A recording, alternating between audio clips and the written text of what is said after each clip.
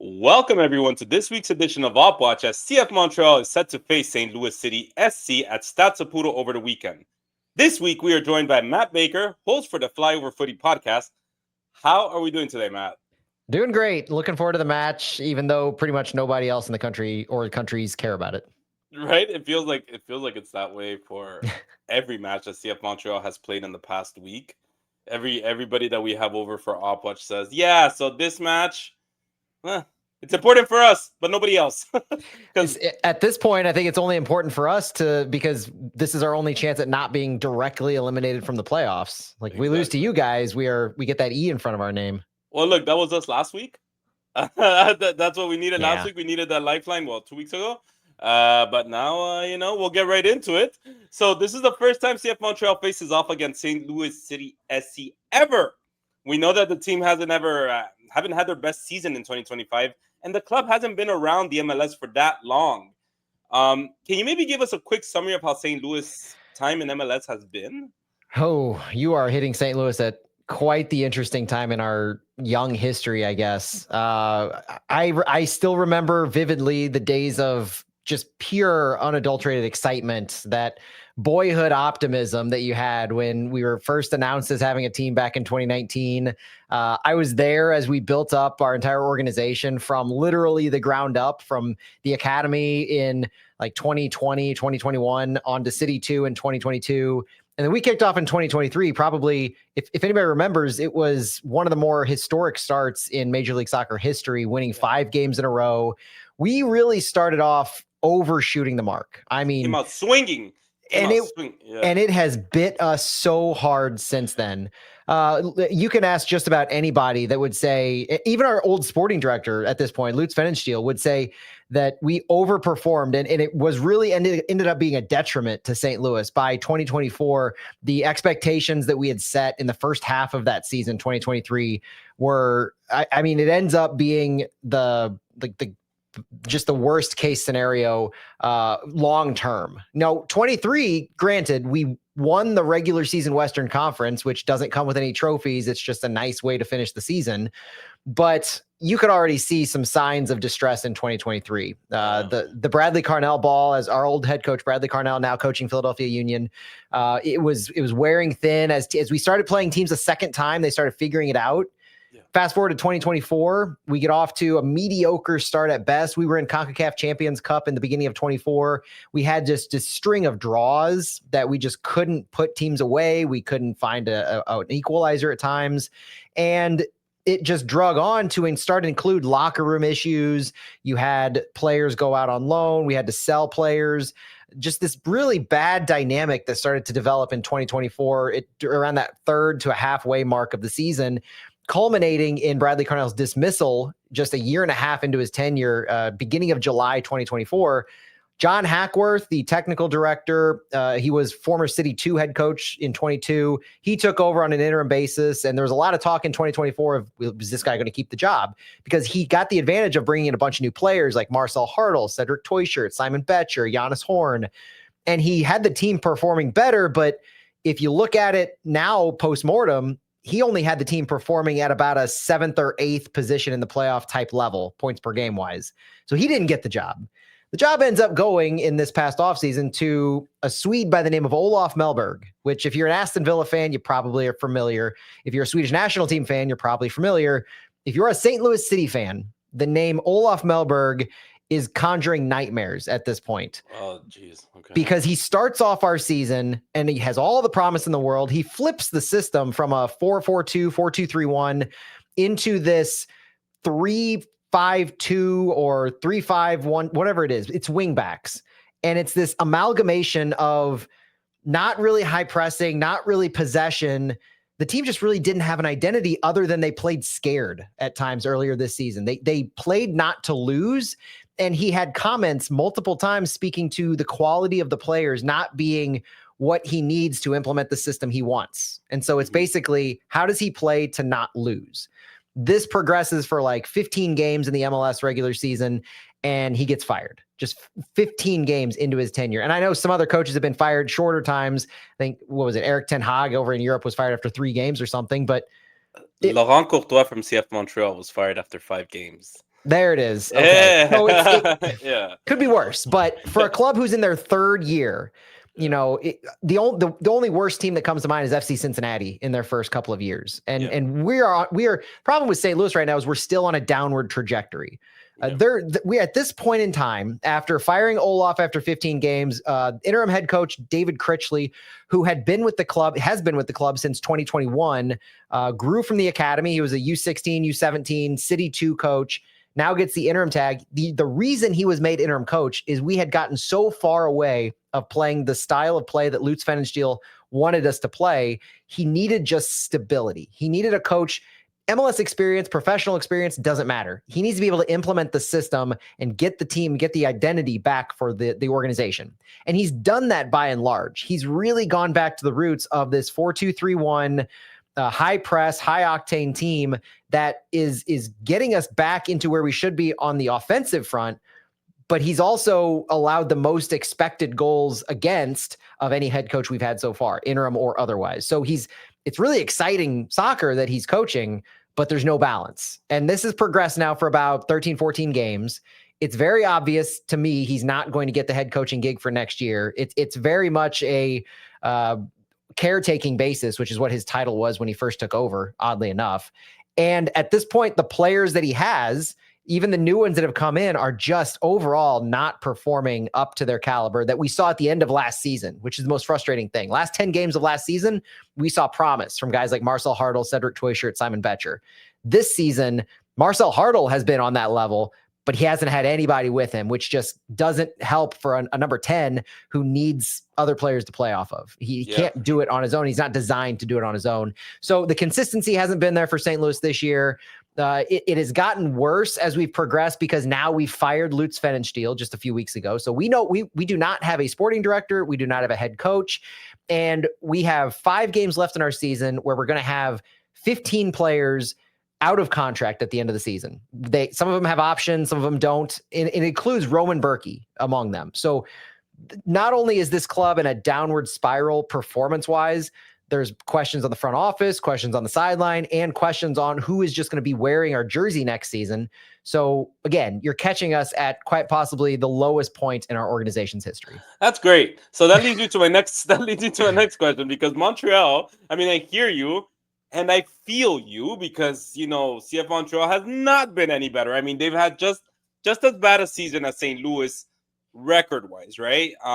They you know, like I mentioned earlier, Laurent Courtois got fired after five games into the season. Now there's 5 games left, and CF Montreal still hasn't removed the interim tag on Marco Donadel, and people like him in some way, and he has, as you mentioned, your former coach, complained publicly about the quality of players that he has on the field, but the club, CF Montreal, has not fired him for it. Instead, they said, we're going to do a rebuild. Pretty much saying what you're saying is absolutely right. We messed up, and now we need to rebuild the whole club.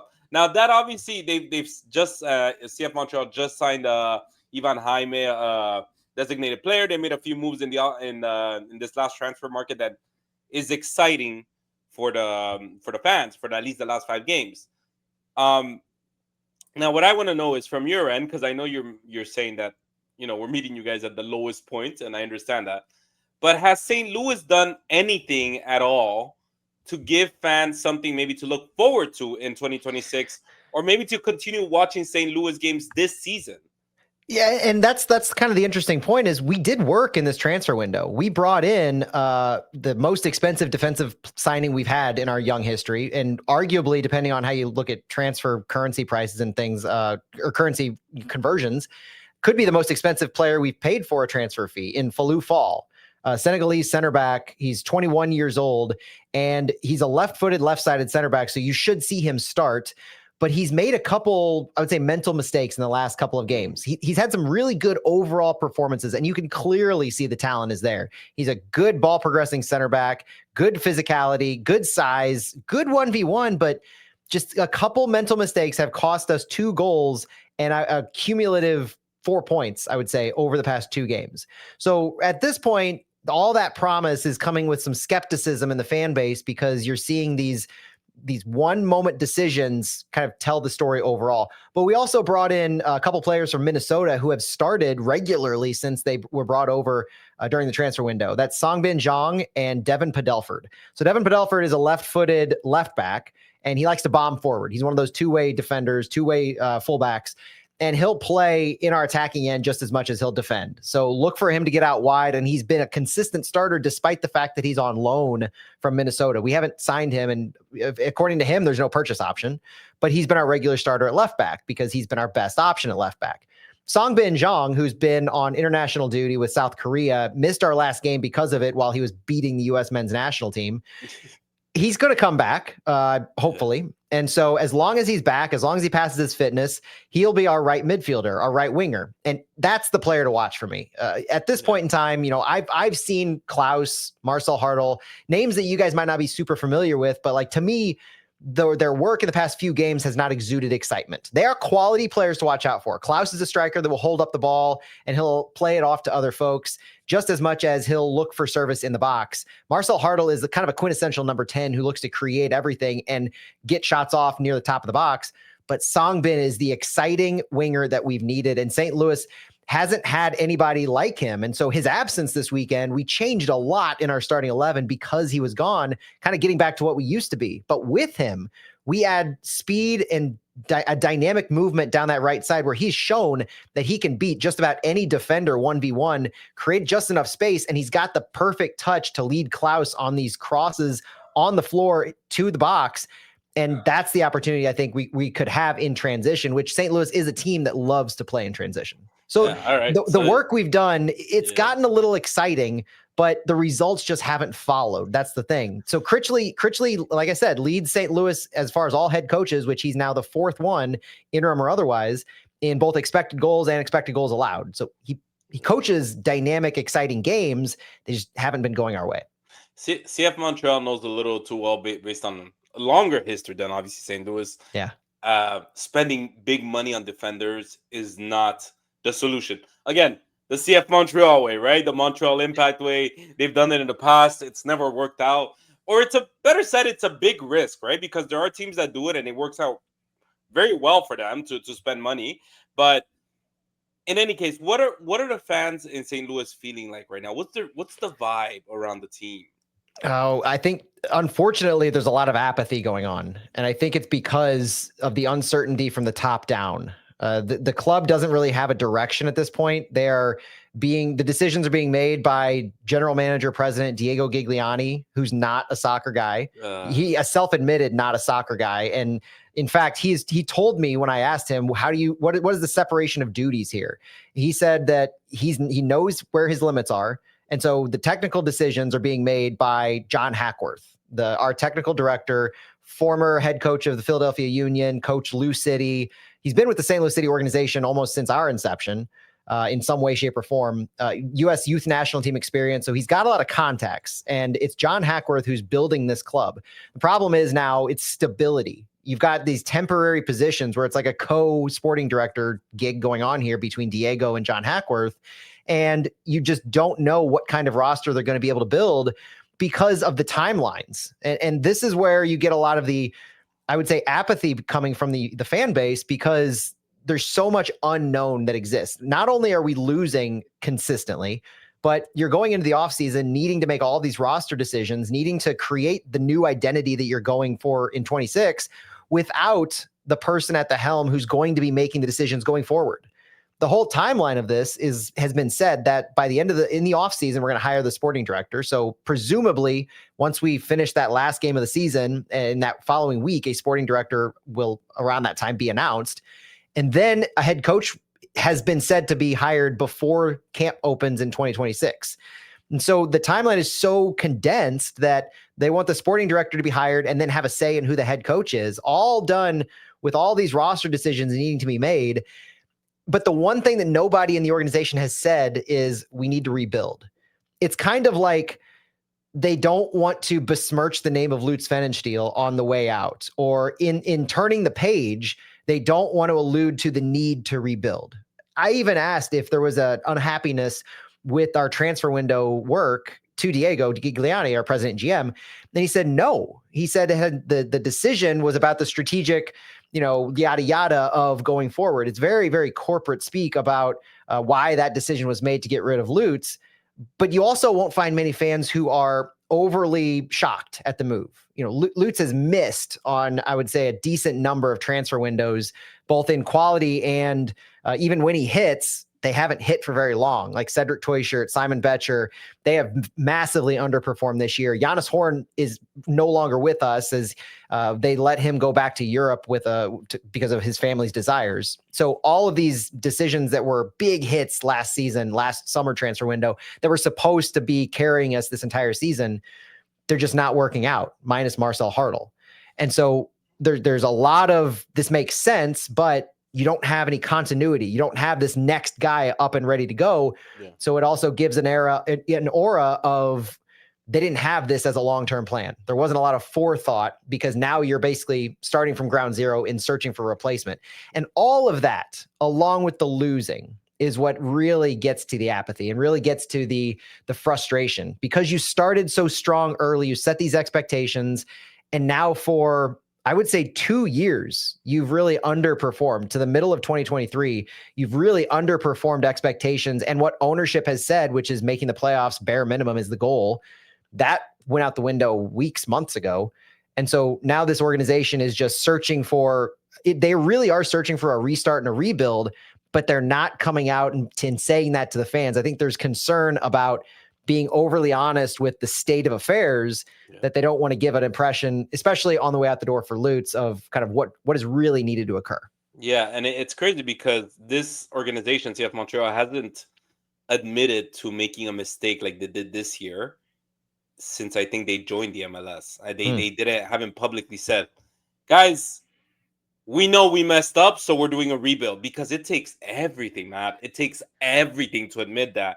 And that in itself, you're giving yourself accountability. Now, based on what you're telling me, and from very far away, it just seems like somebody stepping into the office where you don't recognize your boss, you don't recognize your coach, and it's just very awkward. Like, who made the decision to do what? So they don't even know who to place blame on anymore, because it's just so many people that made decisions in different moments, and all these players have to kind of live with each other until the season end, not just the players, everybody in the administration, right? Yeah. So obviously for the fans, it's got to be like, okay, well, who do I believe on? Like, who do I believe in? Who do I believe in? Do I believe in the coach? Do I believe in the GM? In the technical director? Who do I believe in? What's the vision, right? It is. And throughout this whole process, after Olaf Melberg was let go, there was a belief in David Critchley. He started off saying all the right things. He had a win in his first match. He didn't have massive losing streaks up until lately. And so there was this vision. You could see the identity being formed. You could see the course correction back. So there was a lot of belief in Critchley. And early on, there was a thought of, this guy might actually be in contention for this. He could earn himself the job. But as the season starts progressing and you get less and less out of the players, you get a lot of fluidity in some lineup decisions. You're searching for answers game to game. He's opening it up competition wise so that just about anybody can, earn and win a spot. And he's been pretty open about that. But you have some decisions, especially lately. Our right back spot, for instance, is entirely up in the air at this point. We had a right back that we signed at the beginning of 2024, Thomas Totland. He played all of 2024 as our starting right back. He's one of those defenders as well, who's really good on the ball. He likes to get high up in the attacking end. His defensive work is a little bit lacking at times. He's been suspect in some 1v1s and back post defending, but overall, pretty good. He hasn't started in almost 2 months at this point. He appeared last week for the first time in, I think, 5 games. He's been relegated to obscurity at this point, and in his place has been Konrad Valem on loan from his club in pronounced by, I think, in the Czech Republic is where he was on loan from. But his loan expires at the end of this year, and word on the street is he's too expensive to sign. The purchase option is not going to be something we can entertain. If that's the case, that's another point of frustration for some of the fan base, is that we've got a guy under contract for next year, plays a similar style to the guy you're playing right now, and he's on loan, presumably leaving. So what are you doing for the long-term continuity of your club if you're playing both fullbacks now who are on loan and presumed to not be coming back next year, when you have other options available to at least see what you have to build on for next year. Right. So add that to the whole story of continuing to lose while you're getting back to your identity and not having any stability in the decision-making roles. And there's just, you're grasping for straws at this point on finding things to be excited for. And I was talking on our podcast, Fly Over Footy, last week of saying, I honestly can only think of maybe 4 guys maximum that I would actually want to ideally build a club around if we had all the resources available. I'm looking at Marcel Hartl, Edu Leuven, Falou Fall, because I do believe in him, and maybe Songbin Jong. I just don't know if I have any confidence about any of these other players to play at the level and caliber we need to consistently, because they haven't shown the ability to do that. And that's always worrisome too, from the standpoint of the fan base, beyond, like those that analyze the team. But a fan base always, especially here in Montreal, in Quebec, people want to connect to a player, right? And someone that, and if it's not through the language or the culture, at least through the performances on the field, right? And CF Montreal, I think, has struck gold with Prince Owosu, who has not only managed to perform really well on the field, but also connect with the fans. But it's, again, as you said, when there's that uncertainty to go into next year, it's hard to find that. Now, let's get to this weekend, right? We talked a lot. And I'm sorry, guys. I'm still getting over my cold, so I apologize if I have a little bit of a cough. Sorry about that. So, CF Montreal season is over for 2025. Let's just be straight. At this point, Montreal is playing the last 5 games as a preseason for 2026. How does St. Louis view this weekend's game? I honestly don't know if anyone in St. Louis knows how to put a label on it. It's a game that's upcoming, and we still haven't officially mathematically been eliminated from the playoffs.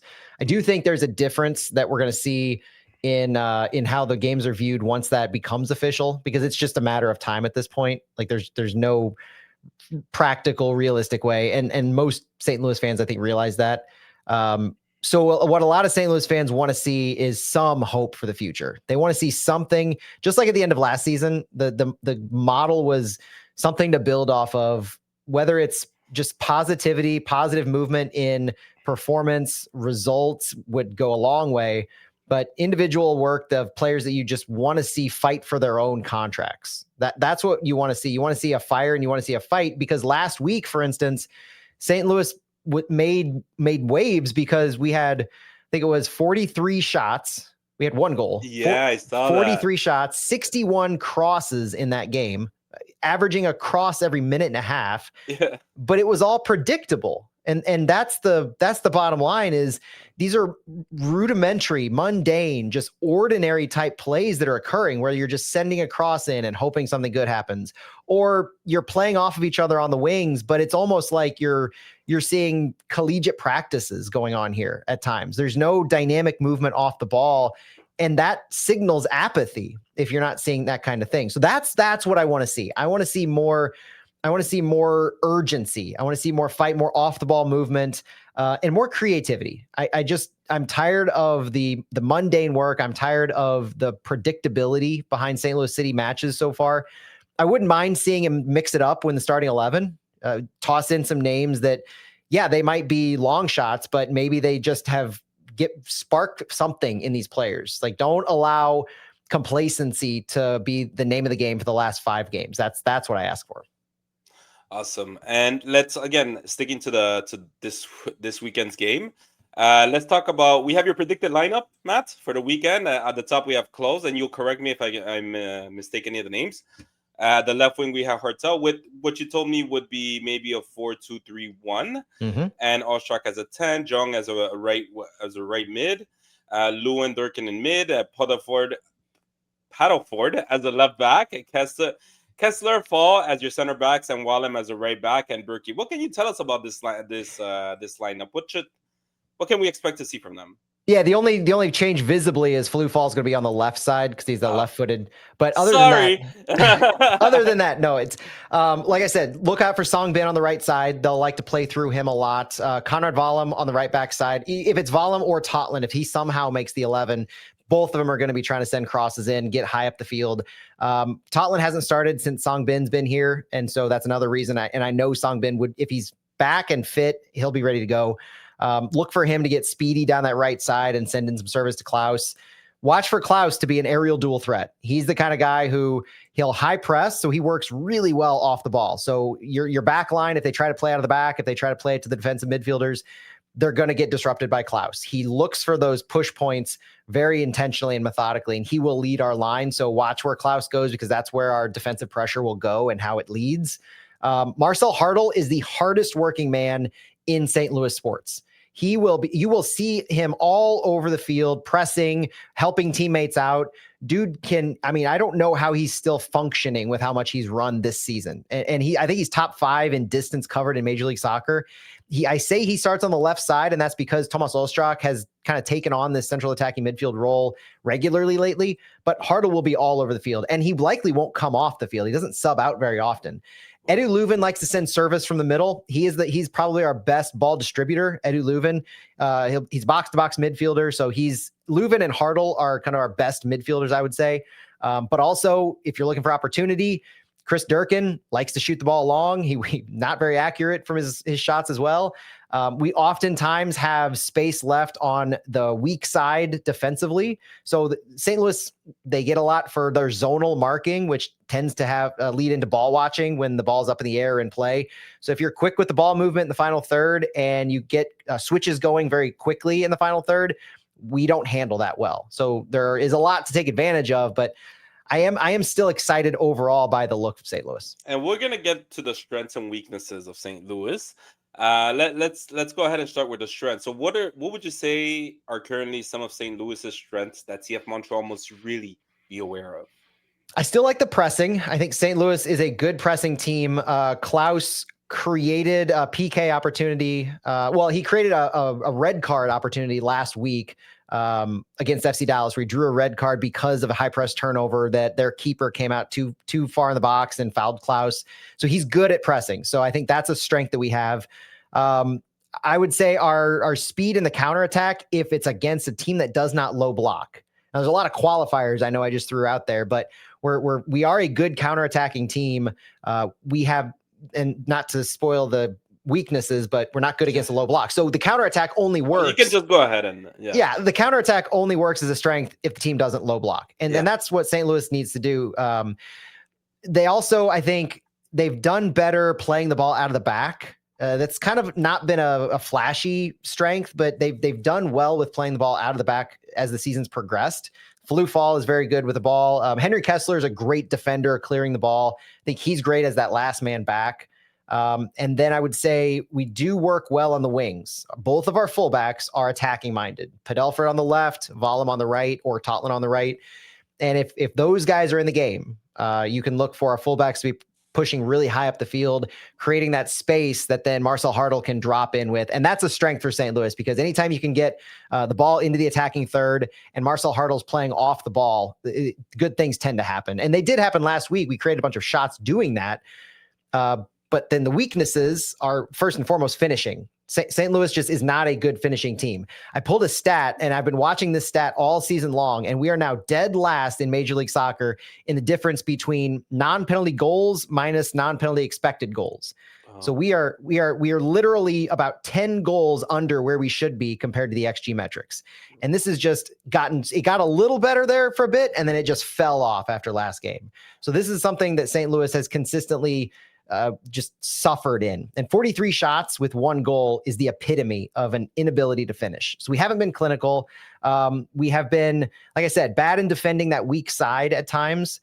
And overall, we just cannot break down a low block. So if Montreal takes the lead in this and you guys park the bus, the game might be over at that point. If you get a 2-goal lead, especially in the second half, and you park the bus, I just struggled to come up with a way St. Louis can effectively break you down for 2 goals, because we haven't been able to do that so far this season. So somehow strike quickly, draw St. Louis into attacking a low block, and you've won the game.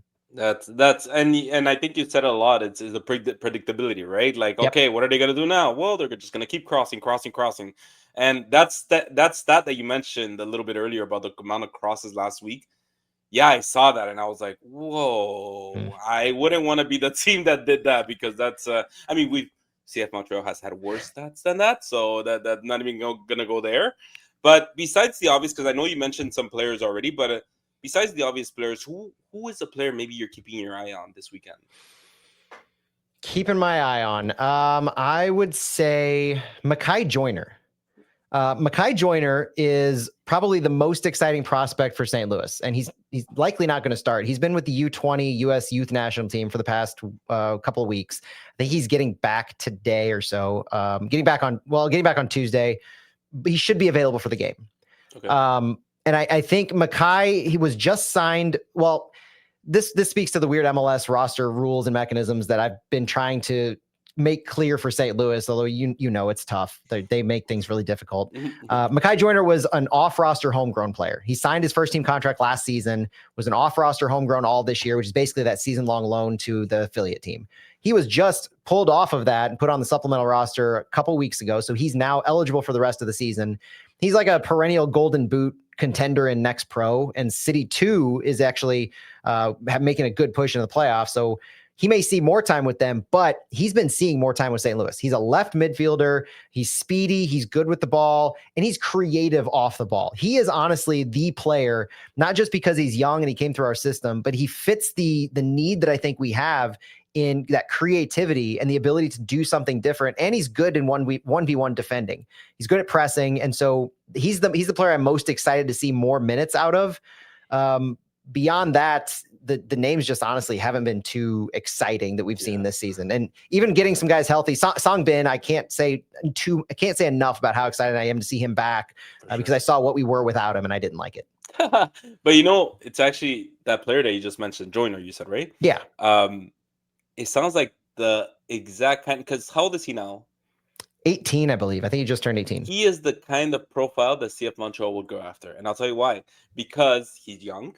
He has international experience, and he thrived in the pro, which is what similar to the kind of trajectory that one of our youngsters had, Oger Escobar, that is actually starting games now and getting a lot of minutes. So I don't know, maybe they're keeping their eye there, but it's and left winger is a must right now for CF Montreal. Anyways, what is your score prediction for this week? Without having looked at the last few of your guys' matches, I see. Oh, you don't have to. Yeah, I think you guys take this one 3-2. All right. And I pride myself on not being a pessimist when it comes to the score predictions, but we haven't won a game away, I think, under David Critchley's tenure. We've won like one game away all season. So there's a lot up against us on this one, even if you guys haven't been in good form either, I feel. I mean, look, you're like I told you, it's a preseason for 2026. So a lot of the players are playing a lot loosely now, and there's a lot of fresh air, a lot of fresh players that, there's just not that pressure to make the playoffs anymore. So there's a lot of more of that looseness, like I said. But anything goes at Stade Saputo because they can get destroyed by like they did against Toronto FC 6-1, or they can win. We don't know. But anyways, I know this is here in Montreal. They're coming here, but usually what I like to ask my guests is, what is your best spot to eat in town if ever we're visiting St. Louis? What's your spot, Matt, that you're starving, you're hungry, you're getting back from soccer practice, and you're like, I got to go. That's where I got to go. Oh, man. Depending on what mood I'm in, I guess. Pappy's Barbecue is a quintessential place. Personally, my favorite barbecue, I think, might be Salt and Smoke in St. Louis, but you can't go wrong with St. Louis barbecue. Now, I would just immediately recommend that. The other restaurant I think I really love that I'd push folks to that's a little bit off the wall. They've got like lettuce wraps kind of thing. Lona's Little Eats. It's a lettuce wraps. They've got some spiciness to their food. It's quality stuff. But yeah, barbecue wise, Pappy's and Salt and Smoke is my go-to for if you're hungry, like just hungry to your core. You will not be hungry. Hey man, do you know anything in between? I'm either hungry to the core, or I'm not hungry. Yeah. That's it. There's two extremes. Yep. Good, great barbecue places all around in St. Louis. Can't say enough about it. Pappy's and Salt and Smoke are my go-tos. All right. So, Matt, thank you so much for joining The Ball is Round for this edition of Opp Watch. Where can our listeners find you for everything St. Louis? Yeah, thanks for having me, Andy. Myself at Matt Baker STL on all the socials. I'm active on Twitter, X, Blue Sky. My podcast, Fly Over Footy. I tell people, even if you don't listen to it, give us a follow, give us a download, just like you guys. Helps us out. But we have twice a week pods, recapping, previewing, and then we have interviews with players, manager, things like that during the week from training, and always try to stay on top of things, because if there's one thing I think benefits everybody, it's being more informed, and that's what we try to do at Fly Over Footy. So at Fly Over Footy and wherever you get your podcasts. Awesome. Well, look, thank you so much for joining us, and may the best team win this weekend. Hear, hear. Thank you.